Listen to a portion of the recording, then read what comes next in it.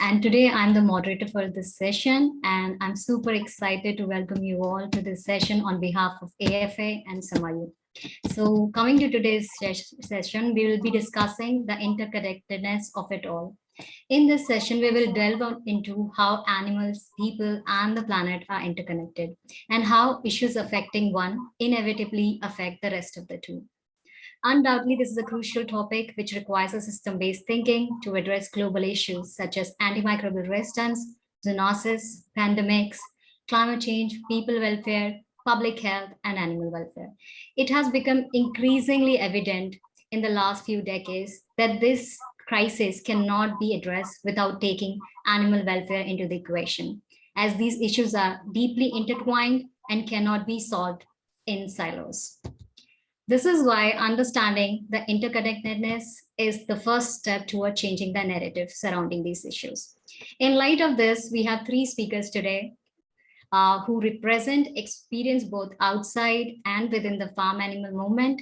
This session, we hope, will lay the groundwork for future developments in policy framework and protocol implementation, as well as research and development under the One Health discipline. With this, let me introduce our speakers for the day. Our first speaker is Tanu Girotra. Ms. Tanu Girotra is a healthcare professional, animal rights activist, life skills trainer, and author backed with 15 years of extensive experience in the field of healthcare, animal rights, childcare, human rights, and advocacy. She has been awarded with the prestigious Indira Gandhi Award for her exemplary contribution in the field of social work and late Shri M.K. Nambiar Medal in the field of human rights law. She has authored 5 books to her credit. She holds a master's degree in social work from Delhi School of Social Work, University of New Delhi, and human rights law gold medalist from Indian Law Institute.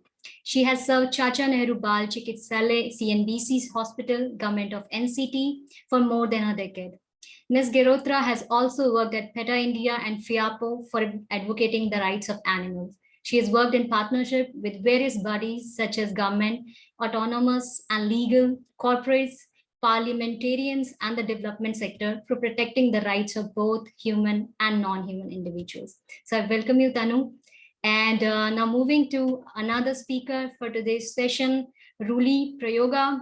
Mr. Prayoga is a communication, media, campaign, and public outreach specialist with over 15 years of experience in conservation, climate change issues, relief and humanitarian post-conflict and poverty issues in Indonesia and rest of the East Asia.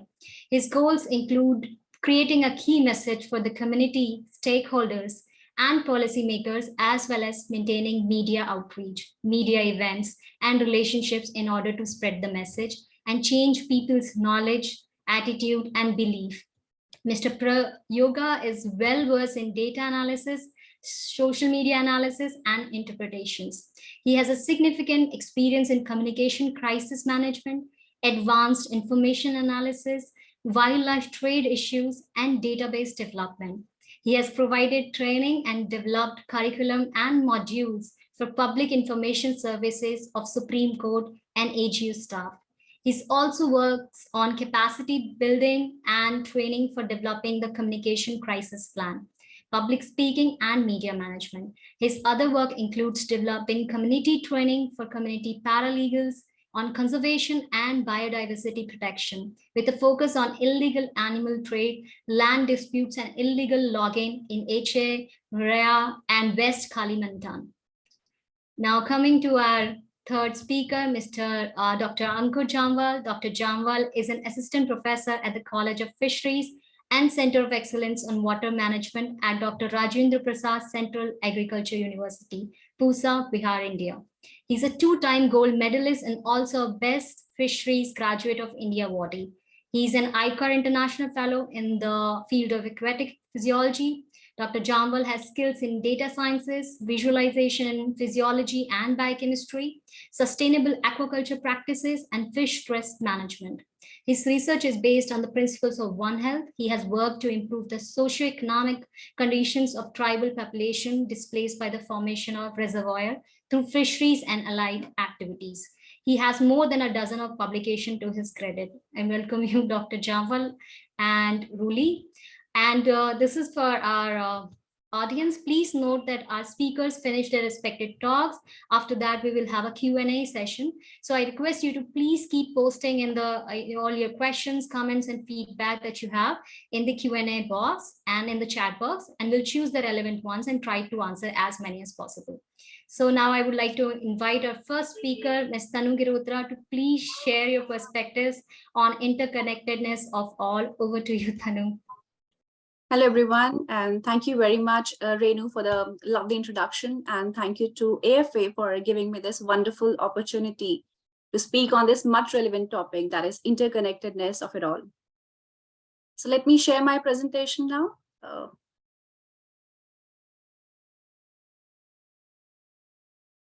I hope my screen is visible to all. Yes? Yes.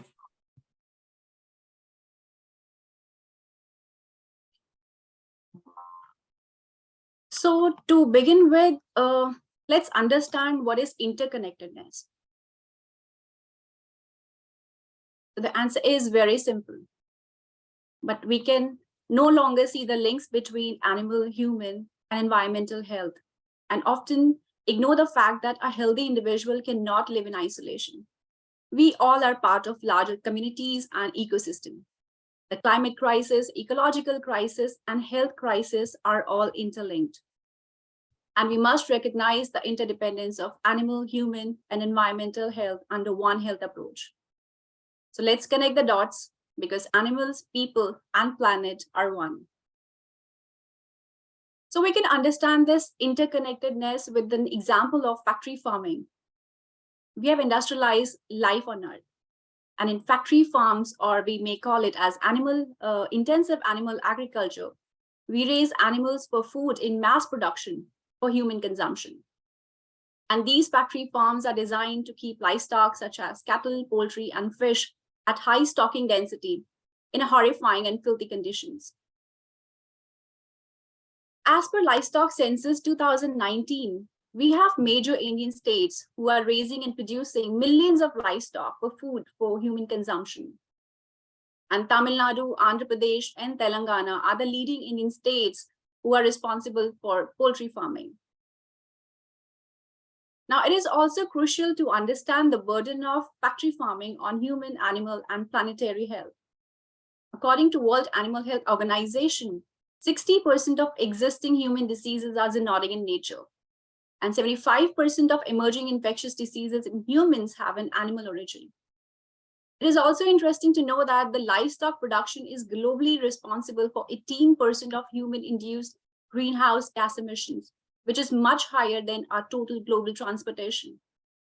And as per FAO, 83% of a world's agricultural land is used to feed livestock, yet livestock only provides 18% of our calories. In addition, over 3/4 of the world's antibiotics are used in food animals to speed up their growth. So the situation is really alarming. Now, I would like to throw some light on the impact of factory farming on our human, animal, and environmental health. So there is no denying fact that factory farming threatens human health, and intensive farming conditions promote zoonotic diseases in cattle, poultry, and fish, like avian influenza, tuberculosis, brucellosis, Q fever. Moreover, an irrational use of antibiotics in factory farms can be the leading cause of antimicrobial resistance, which can be an invitation for a future pandemic. And consumption of animal-based products can lead to food poisoning and foodborne diseases like E. coli, and it also impacts our gastrointestinal systems. Now, who can forget the devastating impact of COVID-19 on our human lives? And there are many hidden and non-communicable diseases like cardiovascular, obesity, and kidney diseases, which can occur due to the consumption of animal-based products. It has also been found in many research studies that the presence of heavy metals like silicon and cadmium present in the water due to factory farming, which can further cause many significant kidney and neurological disorders. Now, who cares for animal health and animal welfare?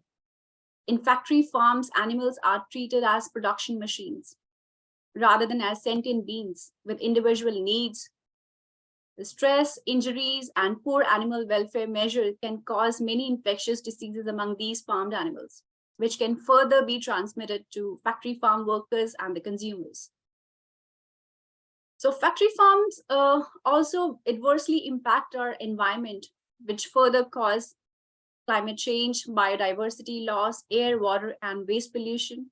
It also emits toxic and harmful greenhouse gases like carbon dioxide, methane, and nitrous oxide. It also makes an adverse impact on our financial health of the country. Like every year, a lot of aqua farmers lose their livelihood because of floods and other disasters, and their pond and fishes get destroyed. Moreover, every country has to spend a lot of money for the treatment of zoonotic and infectious diseases, which arises due to factory farming.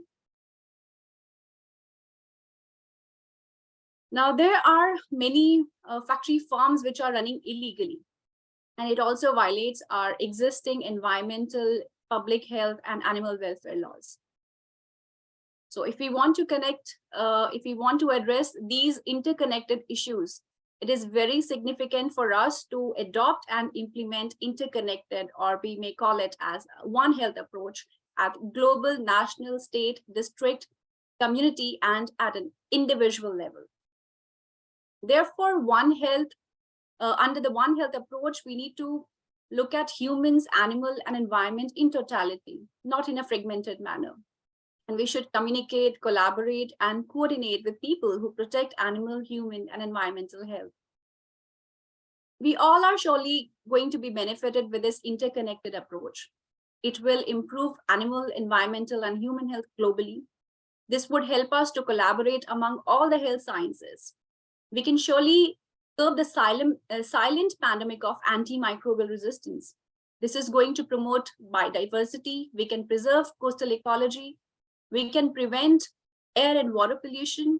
And ultimately, we can save millions of lives and trillions of money. And for this, we need to integrate all the discipline together with a common vision to improve health for all.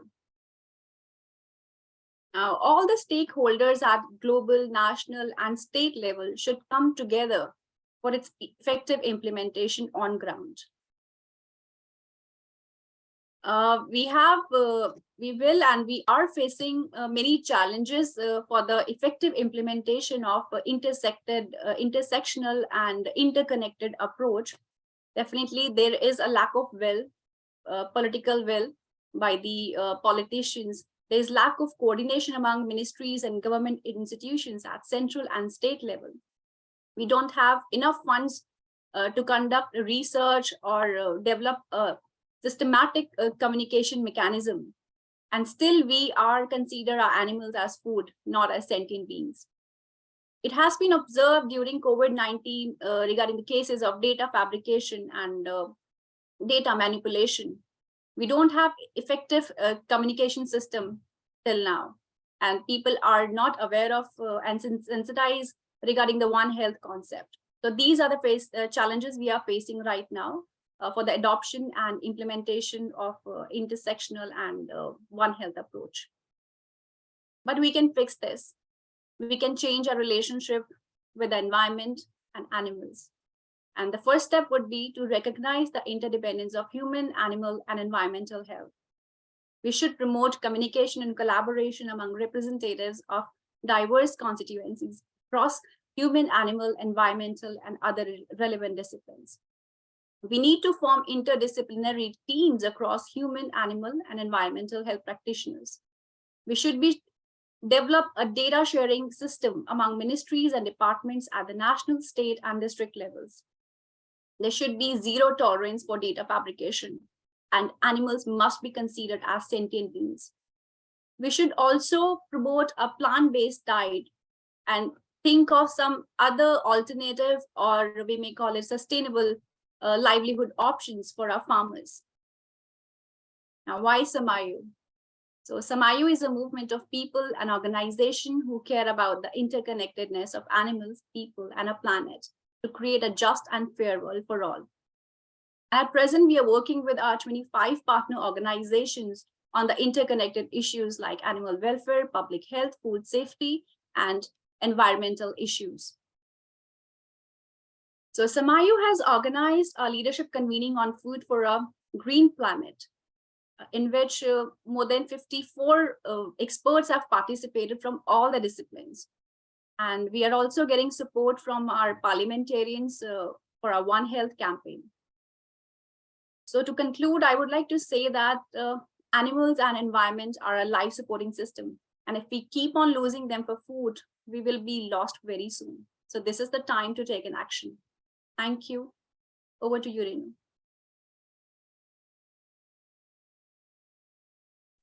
Hi, thank you, Tanu. These are really great insight, and your perspectives are truly valuable. What you said about the interconnectedness, especially how the factory farming is impacting the human health, animal health, and planet health.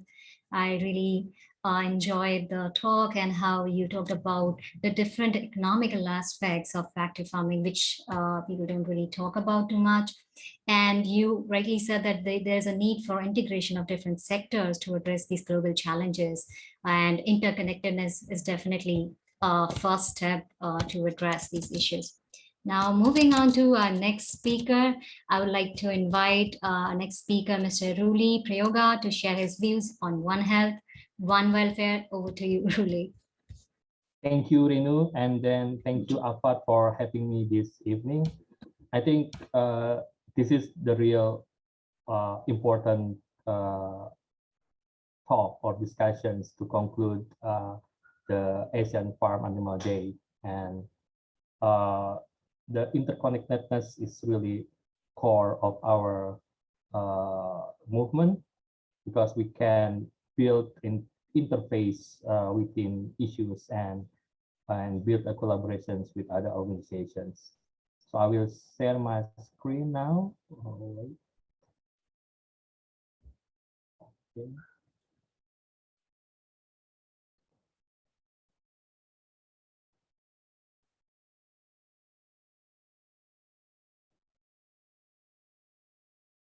Can you use? Okay, is it? Please confirm that you can see my screen, Renu. Yeah, Yes. yeah. Okay, thank you. Is. Okay, so I just reiterate what Ms. Tanu Girotra has mentioned before in the first presentations, that what we need is really the integrations, the interconnectedness. And I want to share our thought on how it being developed and how it will be carrying out through the issues in our work, and also how also trying to build, as we said before, the interface within other issues.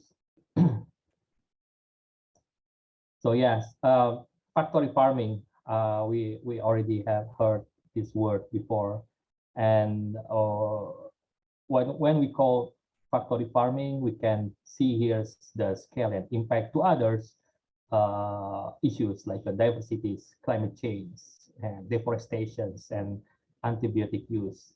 So we can see that through the factory farming, we just generate another serious problem.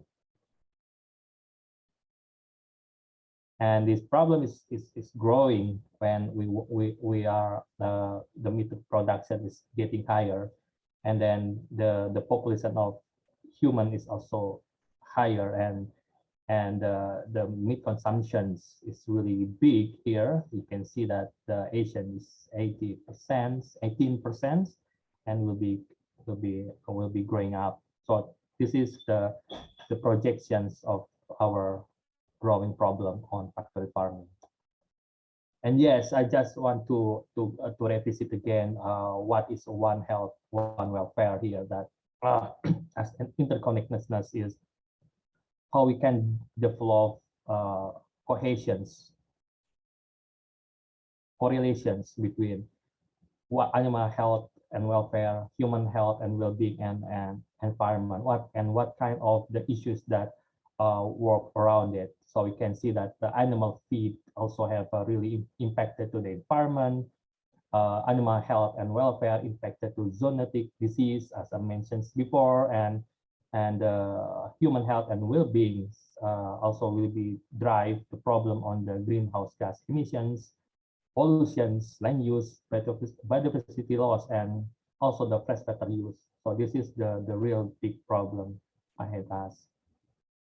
And how we understand this interconnectedness. So we have like a pathways of health impact from this food related and how this really connected with the factory farming. And our recent report showed that the industrial livestock system has made us six through the 5 interrelated pathways of impact. First is the unhealthy diets and the food insecurity. So this can be the problem in the malnutrition, double burden of hunger and obesity, and also food insecurity. Second is zoonotic and pathogens and antimicrobial resistance. So because there's the really big factory farming that can push through the standard husbandry practice and poor animal welfare for sure. So they will be drive the increased use of the antibiotics and antimicrobials, and it really connected to the emergence of AMR, the antimicrobial resistance, alongside the zoonotic pathogens. So this is really significant threat to human health across the globe, not only in the developing countries, it's also in the developed countries. And unsafe and adulterated foods.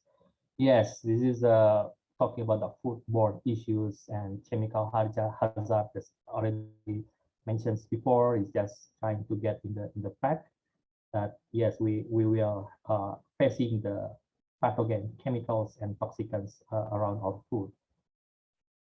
And the environmental contaminations and degradations, the livestock is really impacted to the soil, water, and air, and contaminates, including pesticides, hormone growth promoters, and talking about the climate change now, the greenhouse gas emissions also will be support on these issues. As we know that the livestock will need a feed. Feed will be need farm, which is farm need for sure pesticides, soil, water in very extensive way. And occupational hazard, poor working condition, physical injury, and physical, social, and mental health issues will be drive through this factory farming. So it's not only about the environment, but also in the social and psychological of humans also. It's really important problem. Next is just want to share the insight from Asia. And in Asia, we have overweight and obese people, about 1 billion in every 5 adults. Is really concerning.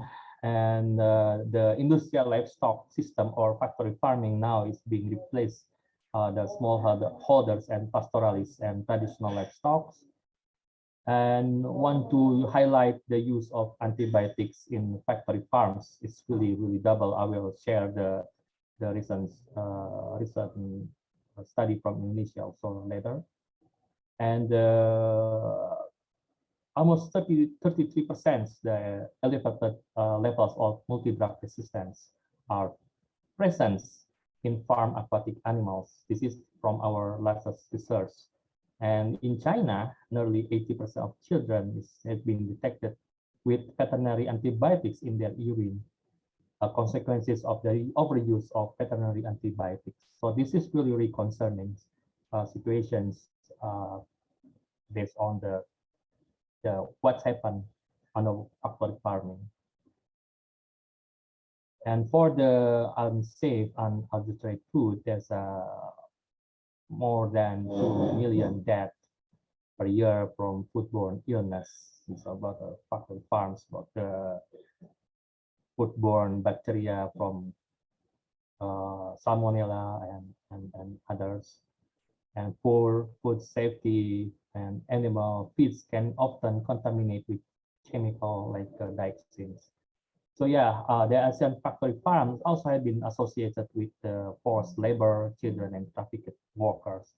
Then this is really bad. Again, this is really concerning issues caused by the factory farm. And on the climate change, we found that emission from meat and seafood in Asia will grow from almost 90%. It's really important because of animal feeds demand as a soya and will continue to accelerate the deforestations. So yeah, this is how we are really interconnectedness from the livestock, poultry, and farming, factory farming, through the other issues like this climate change and greenhouse gas emissions. Next one. Yeah, how this is really interconnectedness is, you can see this is really simple graphic here that can see that 125 metric tons of greenhouse emissions is being produced by the chicken meat here, and is equivalent with this is car in China, and in 4 countries. So that's really significant. This is our latest calculations on the cruelty of climate change report we launched in September. And again, what is in your plate to get to get the 10 kilograms of meat, chicken meat, you have to cut down 4 trees to make a way for animal feed crops. So this is how we really interconnect our plate with our planet. So it's really obvious here. Yes, I just show you that last year we have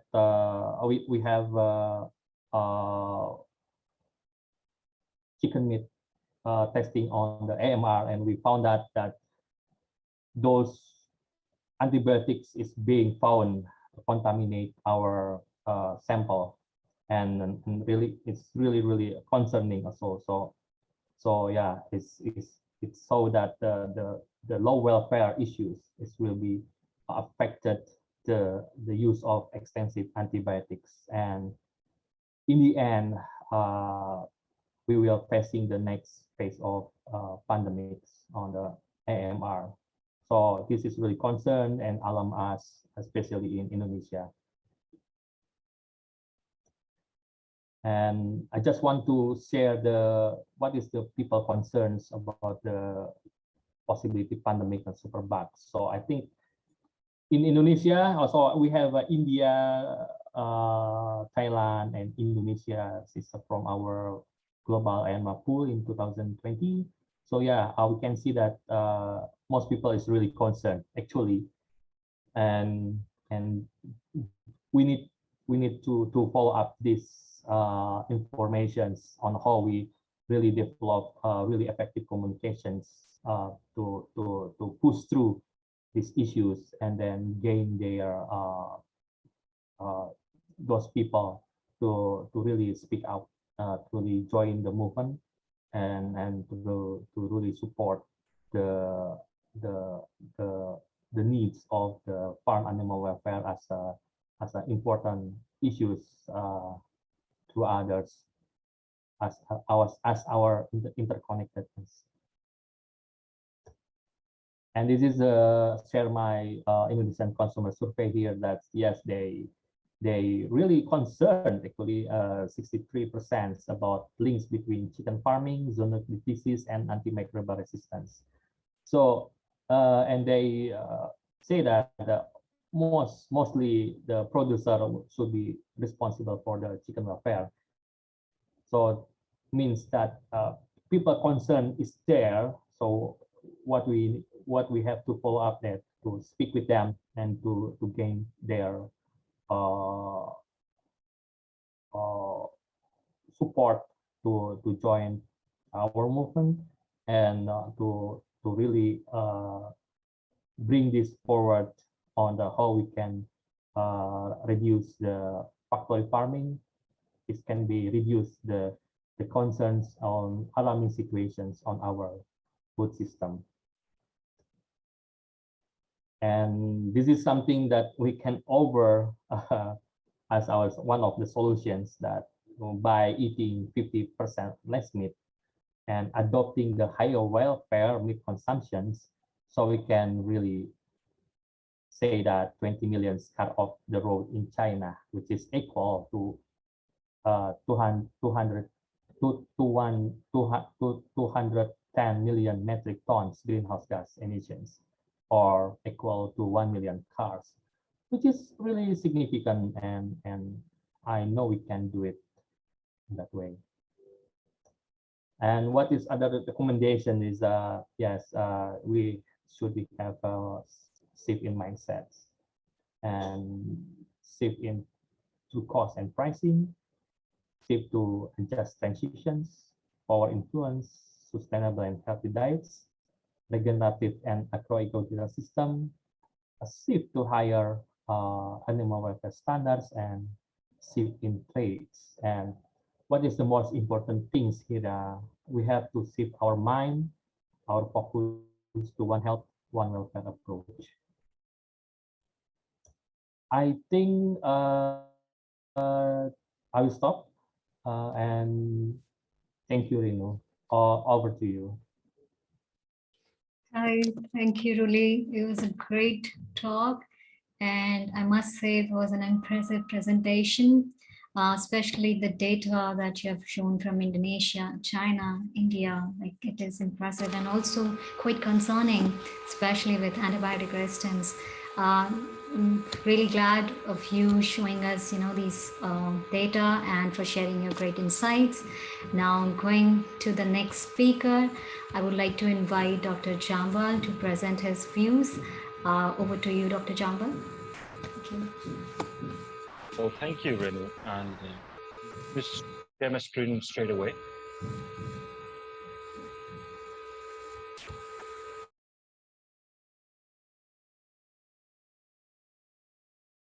You can see it in full screen mode right now. Yeah. Yes. Okay, perfect. So I just thought, when I was asked to talk today, and I was given a brief, we have to talk about this. So while deciding what should I name a talk, I just said, let's get One Health and Sustainable Agriculture. And why is that? I'll be making it clear later on. But straight away, just let's dive into the One Health concept. We've got really two good speakers who gave very good presentations before and have actually, talked in detail about what is One Health. It's something where we break the silos. But, when I really think about One Health more and more, I realize that this is not something new. Most indigenous and ancient cultures all over the world, they have always realized that humans do not exist in isolation. They are a part of the environment.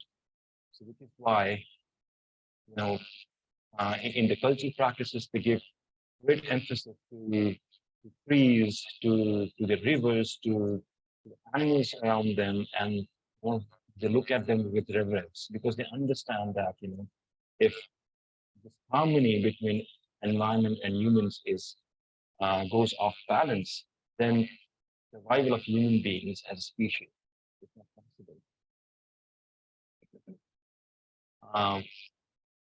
So this is how I always imagine One Health, or maybe as or zoonosis. Let's begin with zoonosis. One Health is just not about zoonosis. I will be talking about that as well.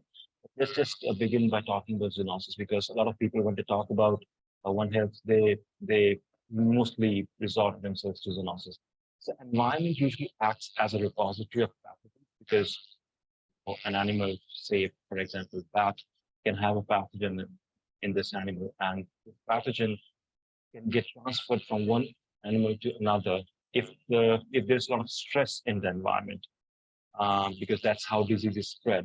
If the environment is healthy, perhaps the immune system of the animal itself is going to shut that particular pathogen down, or at least reduce its virulence. And this is why, whenever human beings come into the picture, we tend to, tamper with the environment, and as a consequence of which we have this data from, we say that almost 6 out of 10 diseases today are zoonotic in nature, which is quite alarming, And why does this zoonosis happen? It's again the same thing. I cannot stress it enough that it's all ecological sources, and these diseases have emerged as an evolutionary response of this pathogen to the kind of conditions we have provided to them, especially because of urbanizations and agricultural practices. And what are those agricultural practices? You all know that, our farms, they act as feed plates where animals are stuck in very, very high concentration, as a consequence of which the animals themselves are in stress. And it also provides a very good base for a pathogen to go from one animal to another and spread. And in that course of time, the more animals the pathogen has, the more mutations it can have, and can gain or lose its function, as a consequence of which it can become more virulent or less virulent. And summary of this whole slide is that we are actually trying to give these pathogens a ready-made culture system to flourish, to evolve, and eventually affect human beings. Where does aquaculture come into practice? You see, I'm a professor in aquaculture. I have my degree in aquaculture, so I'm just going to stick to aquaculture itself.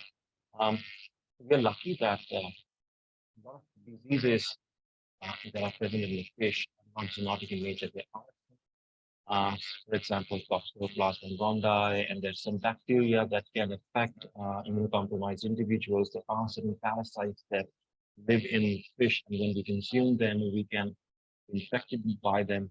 But zoonotic parasites are not of this origin, are not origin from fish. However, we have other issues. For example, intensive aquaculture requires a lot of antibiotic usage of antibiotics and antimicrobial resistance. Previous speaker has talked about it. Then there is deteriorated water quality, which also provides opportunity for fungus or bacteria to flourish. And then there's something which a lot of people don't talk about, is the bioconcentration of environmental contaminants. Mercury and persistent organic pollutants are notorious for the accumulation or bioaccumulation property in the fish, and once you consume that fish from the contaminated waters, you are exposing yourself to those contaminants. These two pictures are taken from, the first one is from our own of my own college, and second one is from lake in Canada. And these both pictures depict that the pathogens are present in the environment. They're opportunistic in nature, and they're waiting for the host to give up, or maybe their immune system to just decline, and then just latch onto the animal. And once it goes there, it multiplies and spreads. So we need to understand that environment plays a significant role. If we keep the environment healthy, fish immune system will be healthy, these pathogens will not affect the fish, or at least their magnitude will be less, the severity will be less.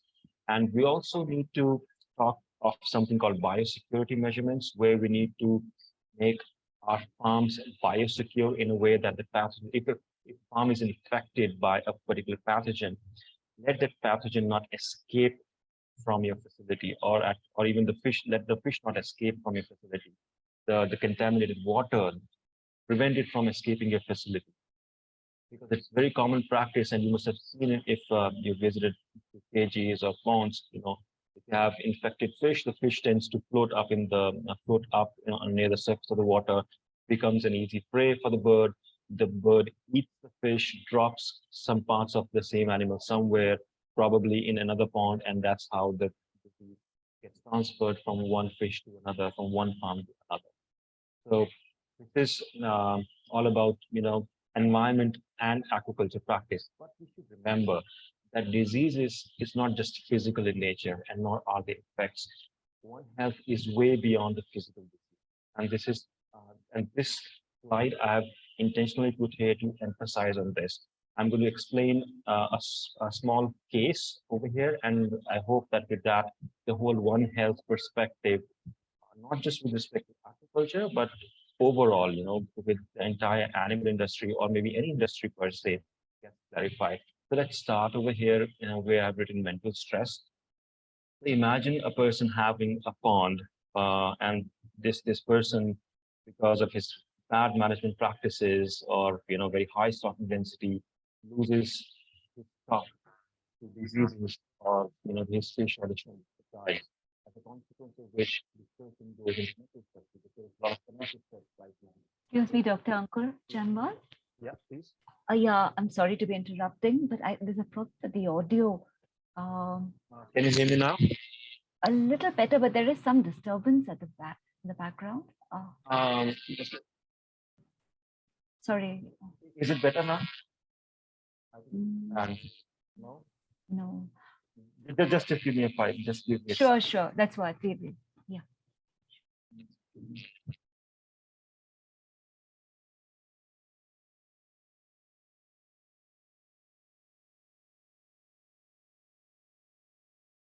Hello. Is it better now? Yes. It is. Okay. So, Thank you. yeah, no worries. So as I was saying with this slide that, let's imagine a person who has an aquaculture farm. Okay, let me begin with from the beginning that I want to emphasize that One Health is not just about physical diseases. It is also more than that. It's much more than that. It's about, identifying proper stakeholders, sitting with them and, deciding on how we can address a particular situation in a holistic manner. For example, let's take this whole diagram in front of you right now. Imagine a person who has an aquaculture pond, and because of his bad management practices, loses the entire stock because of diseases, or even if not entire, but loses a significant amount of stock to diseases or to bad water quality, as a consequence of which this person is going to get into financial and mental stress. If the situation goes really bad, this person may have so much of financial stress that this person may not be able to buy proper or balanced diet for his kids, resulting in malnutrition. And these kids who get malnourished, we know that they have problem keeping up with education. And if this continues, they will fall behind and may not be able to find themselves in a proper workforce, may not be able to find proper work later on. Because of which this whole family further goes down into poverty. These kids, who could not find the work, may take up odd jobs or may get into crime. And as we have seen in populations where they don't have access to proper healthcare, you have unhealthy pregnancies. They have no access to family controls, family planning and stuff like that. So the family keeps on growing, further plunging them into poverty, as a consequence of which they again have food insecurity, and this whole vicious cycle goes back. So this is, and from this example, you should understand that, to take this family out of this trouble, we just don't need doctors, we just don't need veterinarians, we just don't need aquaculture practitioners. We need people like Mr. Prayoga, who is good at communicating ideas and to people. We need people like Tanu, who is good at public health. We need people who can identify kids with malnutrition, who can develop proper study material for people who have cognitive problems. We need people to address policies for people who didn't have that kind of education that they should have had. We need people to develop policies for and identify people and do something for families who need proper Medicare, and then food insecurity and all these things. So you see, there is a whole, it's a whole ecosystem of professionals we need to come together and work towards, a particular disease. For example, COVID was just not disease. Not everybody suffered COVID. Not everybody, and I'm happy that not everybody had this disease, but almost everybody faced problem because of our supply chain disruption. So imagine this COVID was not just a disease, it was a syndrome. It was a big, much more than disease. And we did not just need doctors or veterinarians to address it. We needed people from all professions to tackle it. And that is what health is all about. Unfortunately, our deliberation has limited only to zoonotic diseases, which I just don't understand. It should go far beyond that. We should keep on breaking silos and work together. And because of this, when we talk about aquaculture sustainability, we cannot have sustainable aquaculture without the lens of One Health. For example, there are certain positives about aquaculture. The hub of aquaculture is usually, we consider Asia as a hub of aquaculture.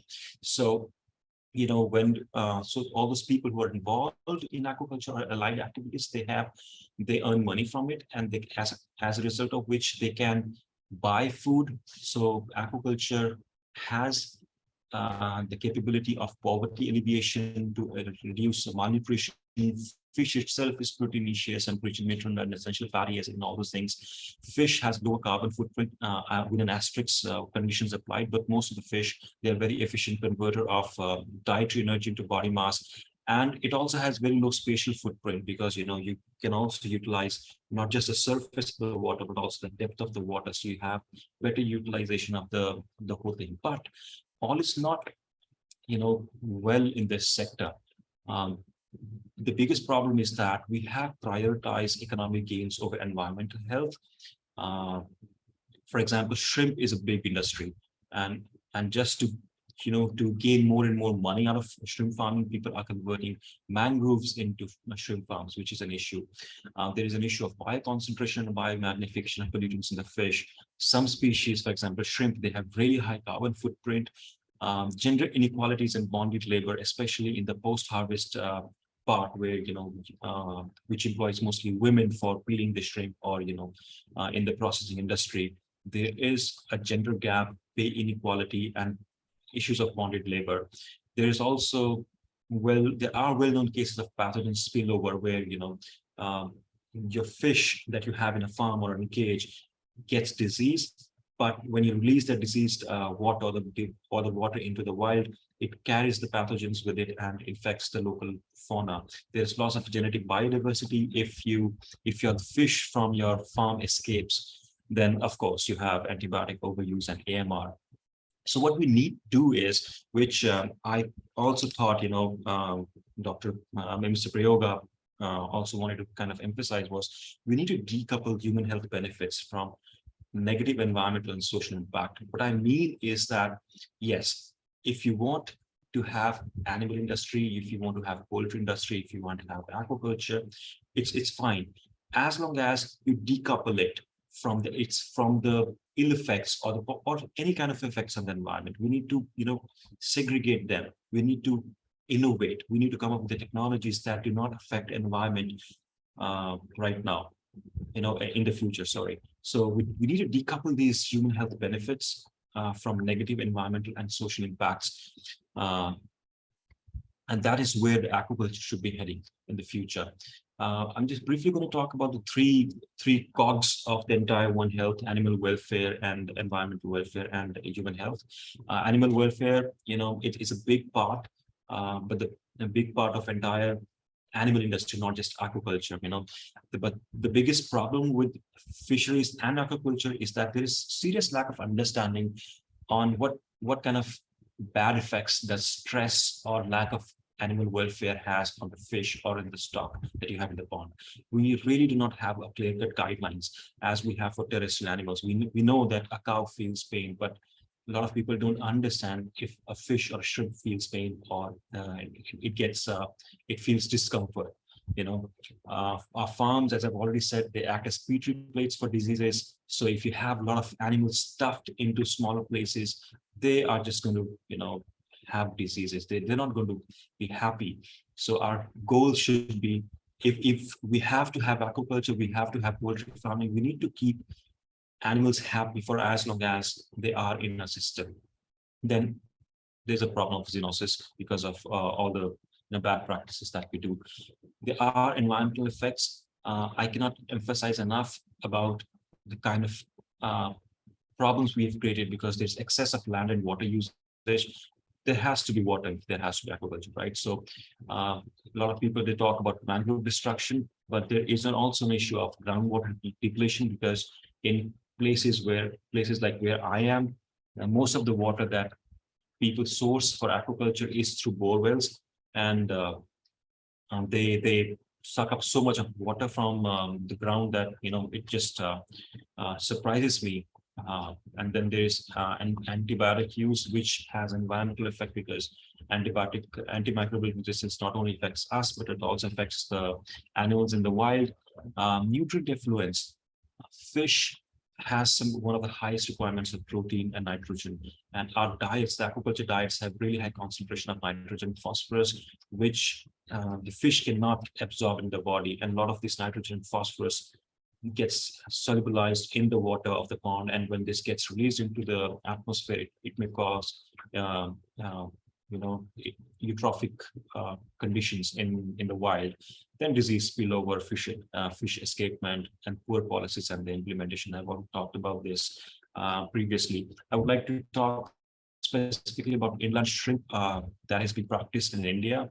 You see, this thing started as with the good intent. We had saline soil in some patches all over India, which was not suitable for agriculture. So people with agricultural background, they said, let's use these saline water bodies or saline soil for growing for growing shrimp, because shrimp it requires grows well in saline water. However, there's so much of money in shrimp that people have started to convert their freshwater resource into saline by adding excess salts, and and also just the act of drawing so much of water for shrimp in the inland itself is increasing the salinity of the water, which is really bad for environment, even for us. And maybe in the future we may not even have proper drinking water from the ground. So this is we are going to have this problem in the future if this inland shrimp just spreads unabated.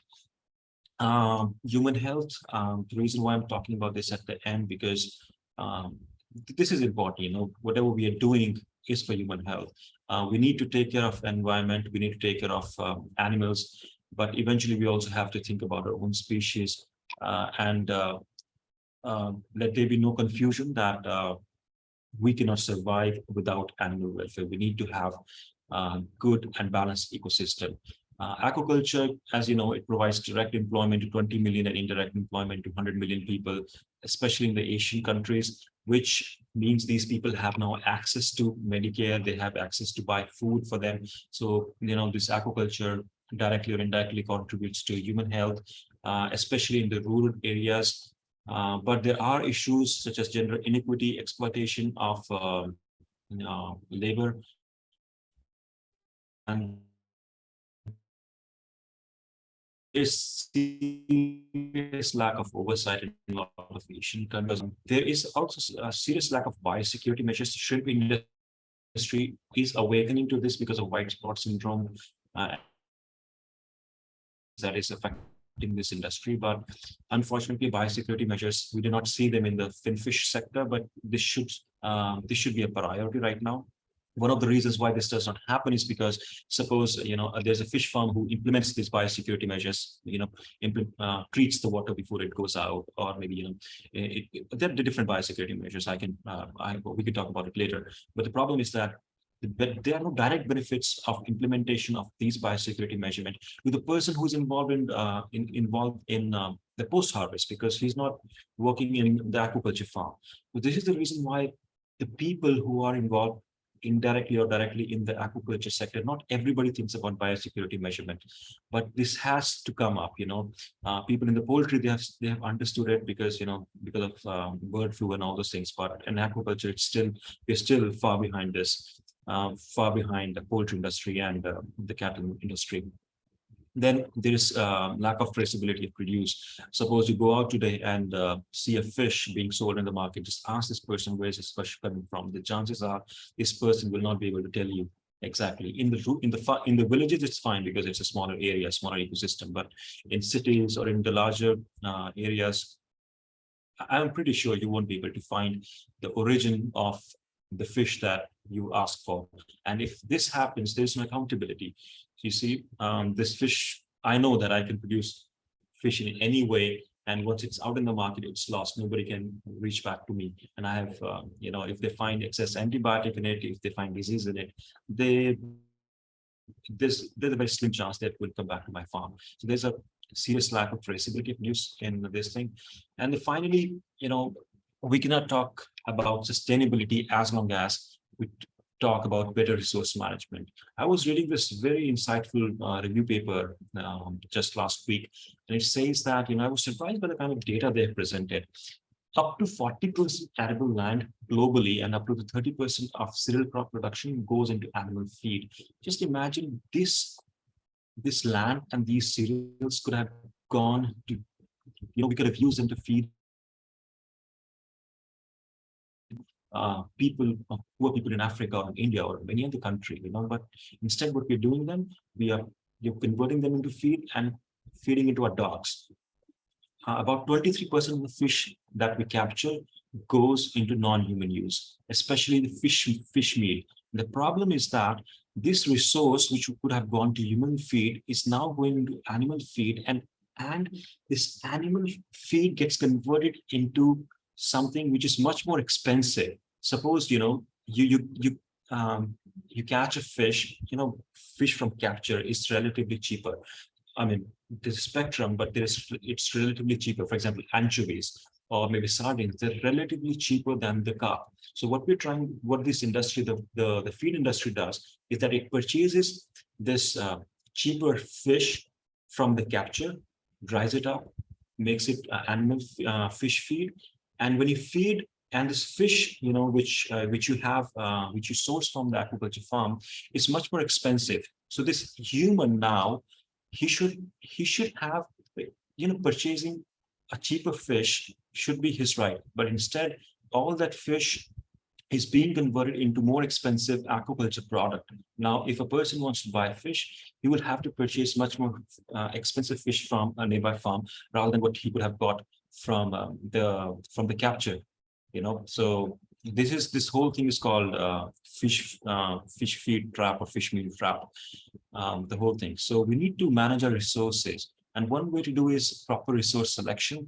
First of all, we need to start with identification of proper candidate species for aquaculture. Ideally, we should go for the ones that grow at the lower trophic levels. That means the fish that do not require fish meal in the diet. They can grow perfectly well by just feeding the natural productivity of the farm, that is phytoplankton and zooplankton. We need to find better alternatives to fish meal and fish oil. We have now found, but what are those alternatives? Those alternatives usually come from plants. For example, what is the alternative? If you talk to people, what is the alternative to fish meal in fish feed?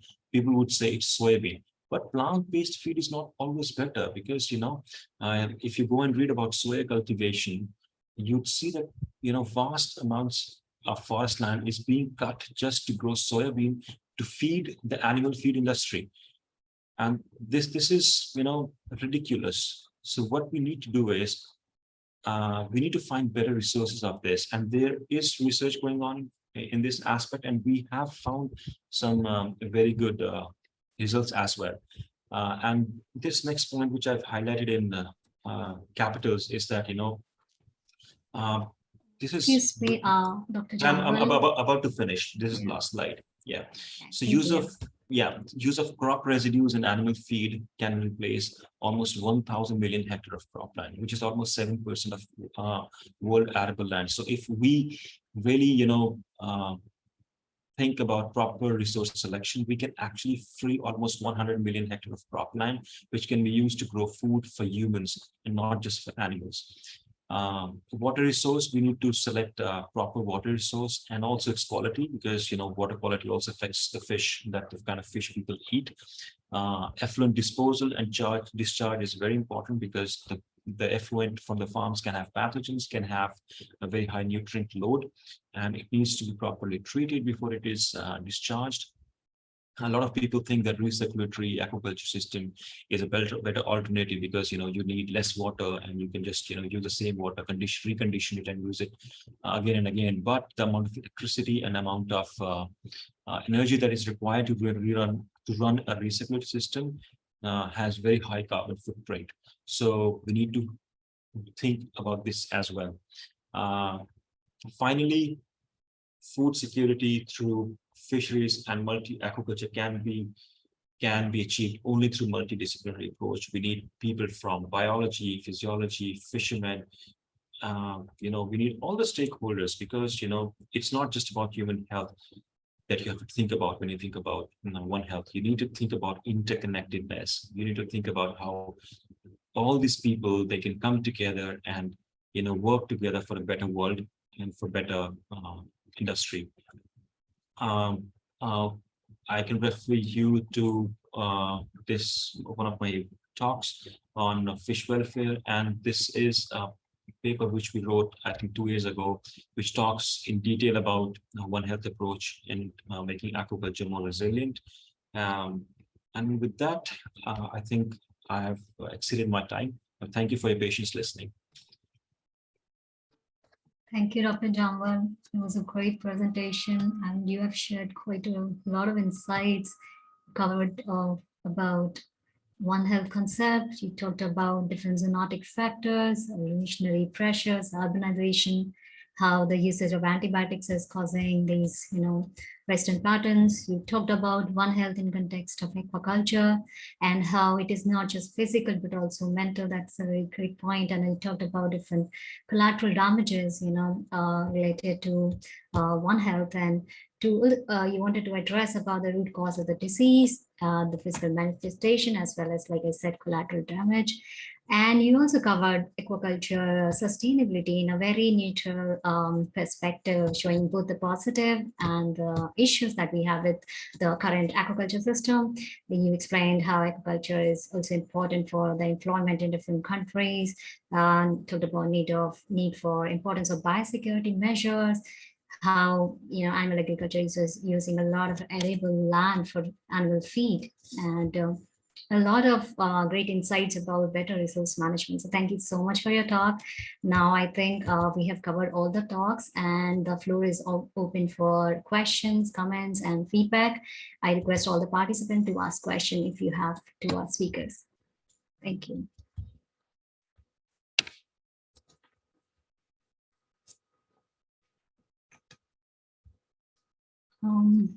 We already have one question by Dave. So Dave is asking, we fundamentally need an overhaul in our educational approaches to develop human education curricula to be delivered in schools and communities to bring all these issues, animals, people, and the environment together. Organizations such as the Institute for Human Education in the US are developing such curricula. Do panelists engage with such human education professionals to learn from successful approaches and adapt them to utilize within their own communities? I think this question is for all the panelists. So anybody would like to answer? I can start to answer, if you don't mind, Remy. Sure, please go ahead. Sure, okay. So thank you, Dave, for your questions. I think I agree on this to develop or to really fostering the behavior change of community. Yes, indeed, we need to develop a human education curriculum, and this is really basic, because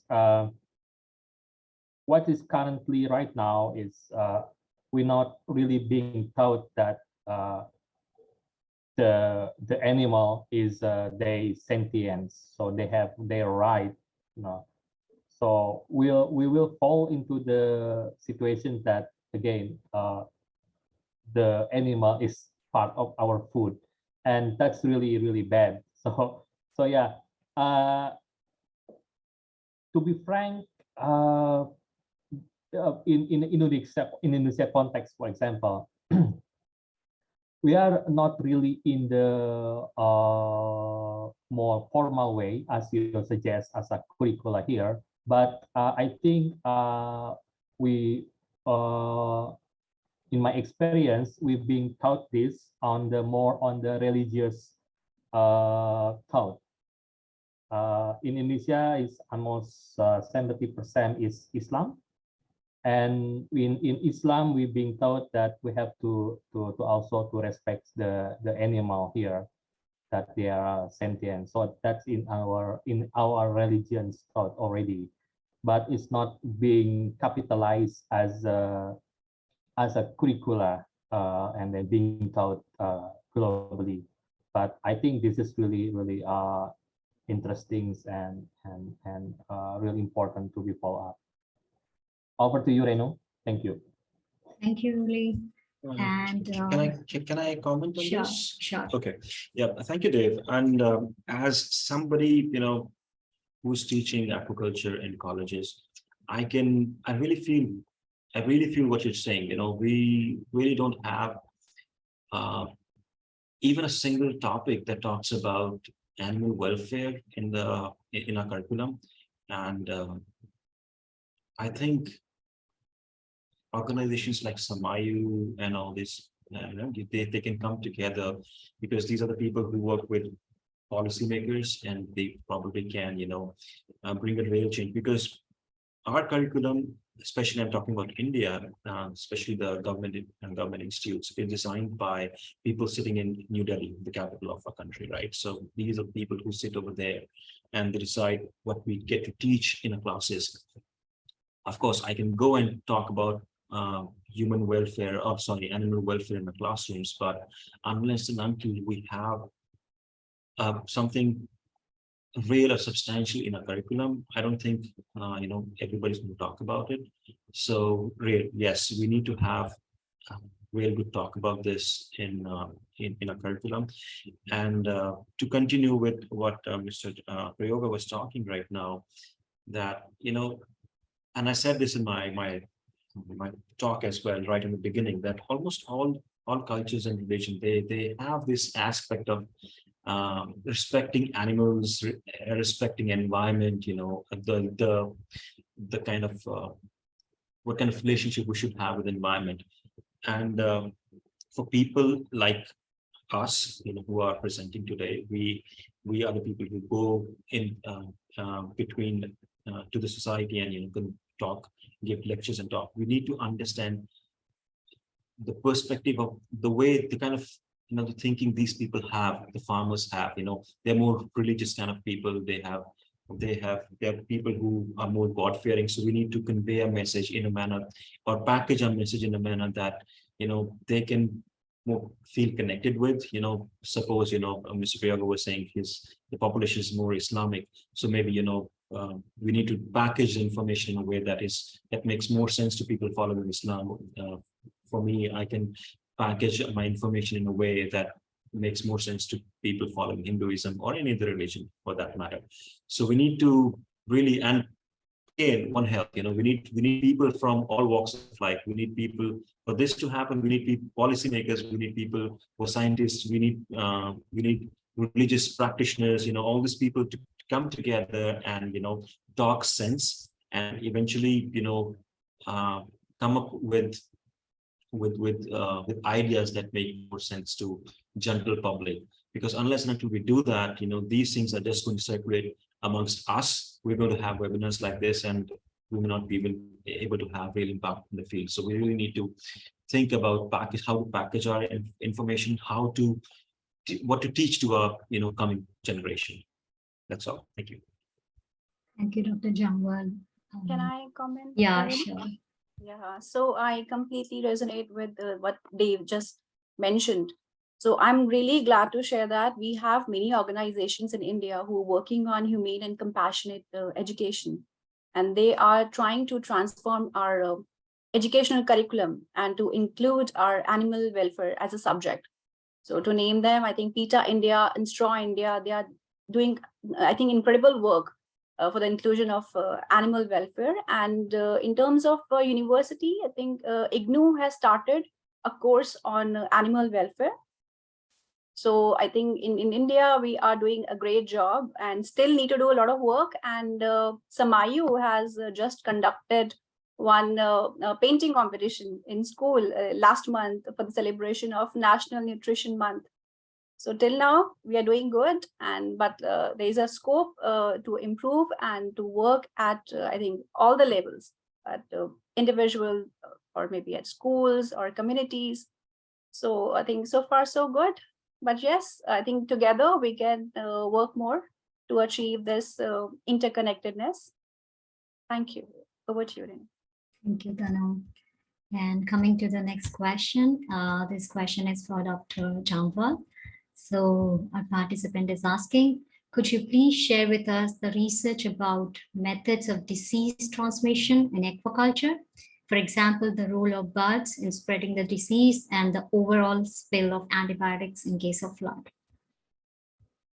Well, I don't think I have a research paper at my hand right now, but of course, who's this question? Can I see the question? The attendee who's asked the question. Let me just share the link with you. That's okay. I mean, I think I had my email address at the end of my talk. If you want, I can share it again. So anybody who has questions with regards to that can contact me over there. And should I share my email right now? Can I? Let me share my chat. Let me share it on the chat.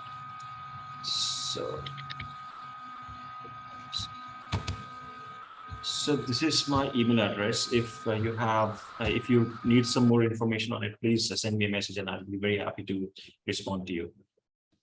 So I request the participants who are interested to get to know more about this topic, please connect with Dr. Jambal. He share the email ID and the chat box. And I'm going to the next question. This question is for Tanu and for all the speakers. And the participant is asking, it is undeniable that all these issues intertwine, but why at the top levels? Are they often not being dealt with as though that is the case? Vested financial interest, lack of understanding, the challenges of looking at such complex interconnections.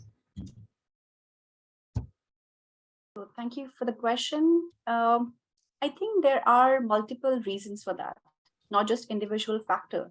Why our politicians are not addressing these very important and essential talk, the interconnectedness. So there are many factors which are responsible. Of course, the vote bank is the major one. Besides, because it is related to economic, I think, the livelihood of the farmers. So based on that, I think we need to look at, from all the lens. So I think from my side, I think I can submit that multiple factors would be responsible for this, not just an individual. But yes, by doing advocacy with the politicians and parliamentarians, we can bring out a change for sure. And yeah, Dr. John. Okay, so yeah, as Tanu rightly said, you see, and I'm just going to talk about this with respect to from Indian perspective. You see, fisheries, aquaculture, or poultry, all these industries, they are cash earners for countries like ours. We earn foreign currency by exporting a lot of shrimp. So such matters are actually really sensitive for politicians to talk about. When you go and talk about, asking shrimp manufacturers not to do this, or you should be more careful about using what kind of water you have to use, then there's always a backlash from the industry because they have money with them, right? So of course politicians have to come back and ask for votes, so they have vested interest. Of course they have that, and a lot of people also do not talk about this because of inflated egos. And as an academician, I can definitely say that a veterinarian would definitely not like a person from another industry and tell him that you see, this is what you should do, because we all have very high inflated egos in academia. We all think that we know almost everything, and we are the people who can come up with all these things. So it's not that who doesn't know that a bad environment is going to give us diseases? Who doesn't know that? Almost everybody knows it. But when it comes to really taking action, money and power is always at play. So, and egos. Thank you, Dr. Jangwar. Ruli, would you like to add Yeah. something? Sure. I want to highlight the power of consumers, because what we saying this is more, mostly about food, and food is being bought. Yeah, and consumer here is playing a really significant role to bring change. So if we can educate consumers to demanding high welfare product, so slowly the industry will be changed. Slowly the standard will be changed. And I'm not really trust politicians to be frank, to be honest. But again, we are consumers. We can do it as long as we are really have a strong literacy on the what is high welfare, what is one health approach. So that's really important to do so, and we can build a snowball effect, starting to build that on the what is our demand for the high welfare products that will be bring change. Thank you. Over to you. Thank you, Ruli. And the next question is for you again, Ruli. So the attendee is asking, can you please explain more about the shift in power and influence in your presentation? Okay.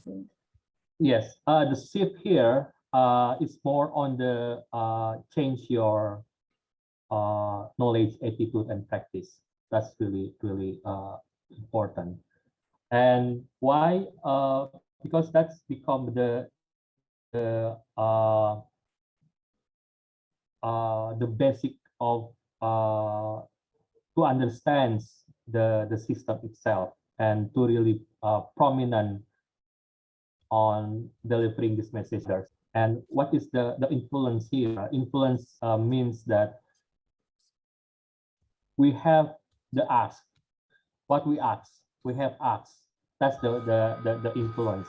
We want other people listening our acts. We want industries listening our acts. So that's how you put a power and to influence on the change itself. I hope that sufficient. Thank you. Over to you. Thanks, Ruli. Coming to the next question.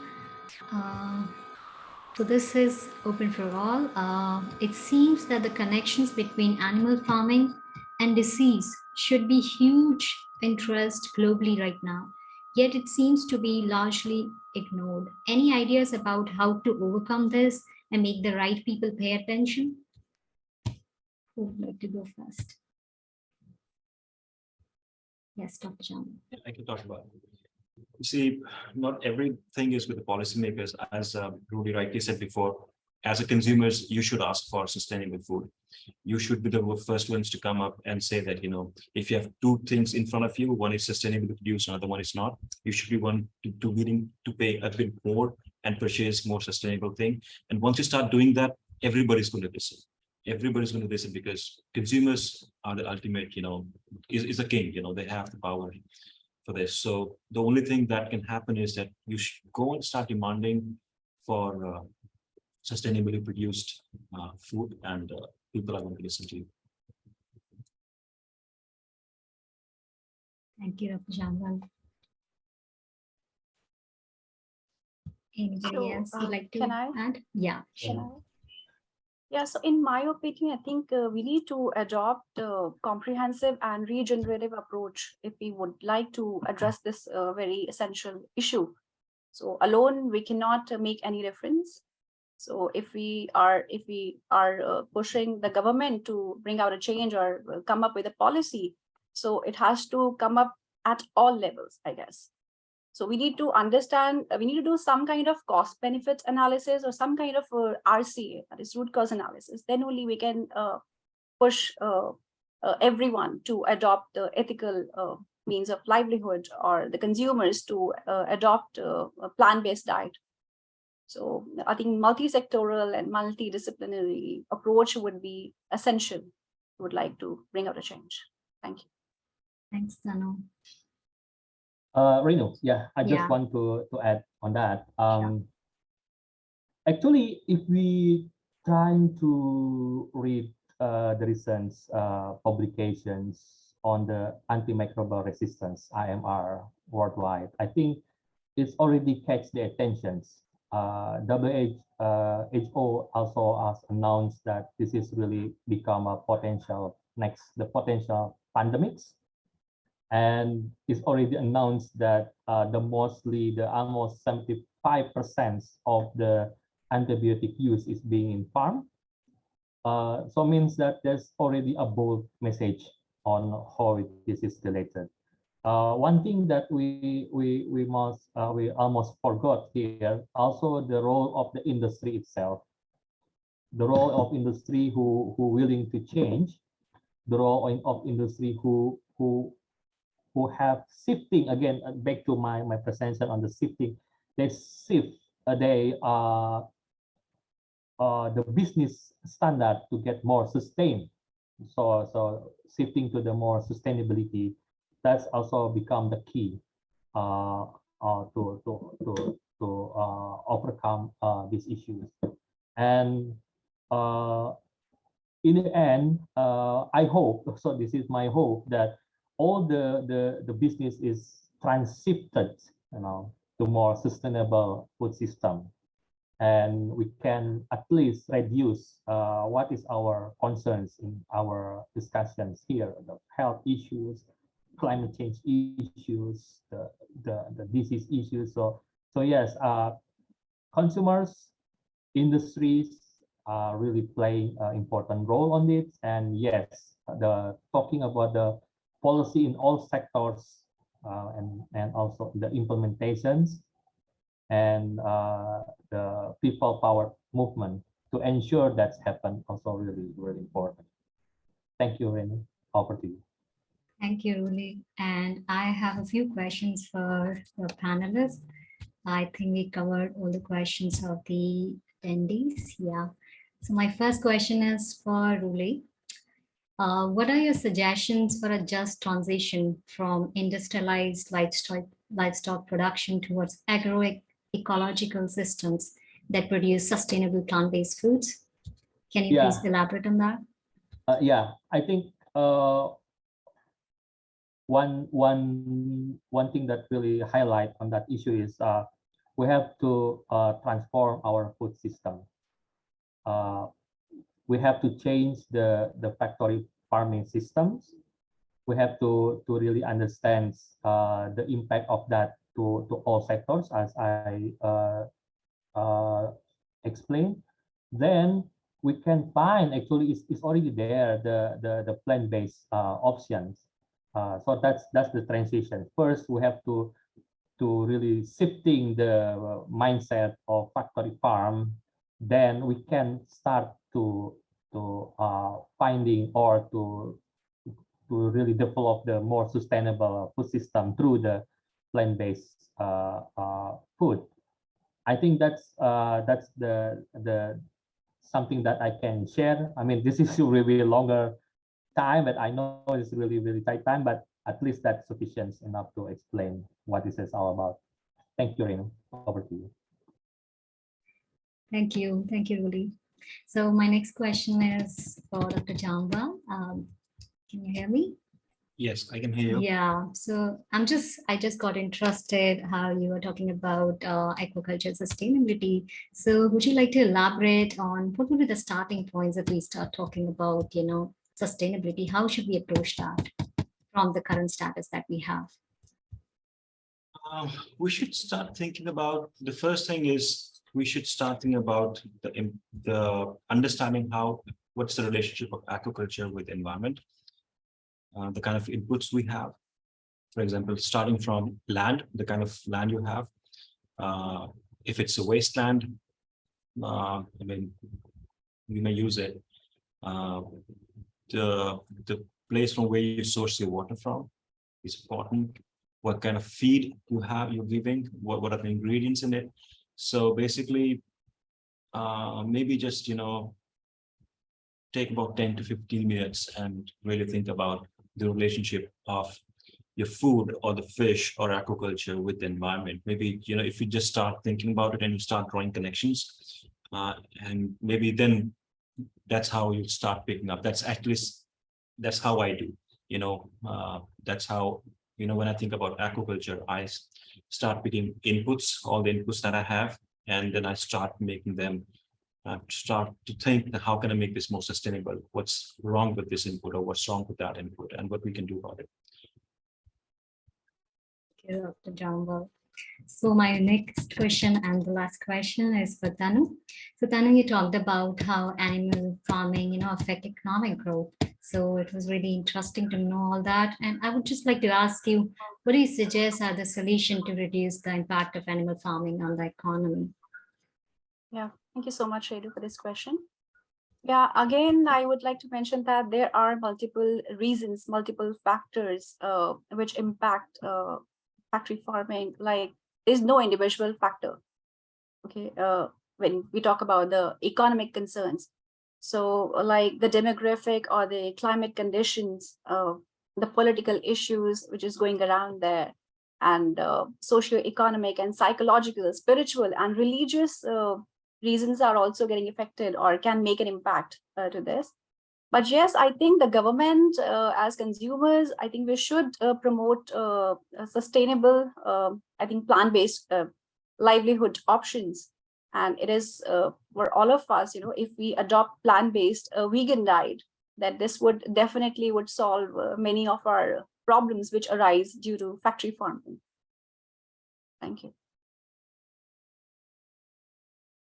Thank you, Tanu. It was great. And let me just quickly check. Okay, so we don't have any more questions. So I would just like to conclude what I learned through this session is how Tanu talked about interconnectedness, why is it important?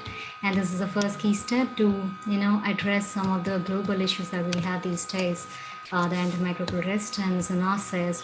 And thanks to Ruli for bringing out such fresh perspective about how consumer can make a choice. And really learn that, and how we can learn from the data that we have and make better choices and ask for high product food and good food.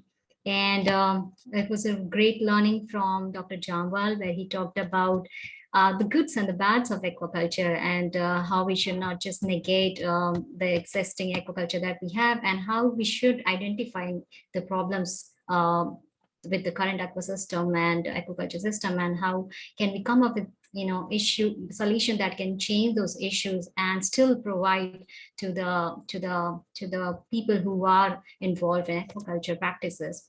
So it was a great learning session for me, and I think our participants feel the same. And thank you so much all. I would like to thank you on behalf of AFA and Samayu. We really appreciate you joining us today. And once again, I would like to thank all our speakers for sharing their thoughts and enlightening us. And we look forward to your continued support. Please follow us on our social media platforms. And if you have any questions, feedback, or any comments for the panelists or for us, please, reach out to them. And I hope this has been a really useful and helpful session that can lay the groundwork for a future work, and we can collectively work on these issues, addressing food system issues, and with the interconnectedness in mind, and we can use interdisciplinary and intersectional lens to address some of these issues in the future. I hope so.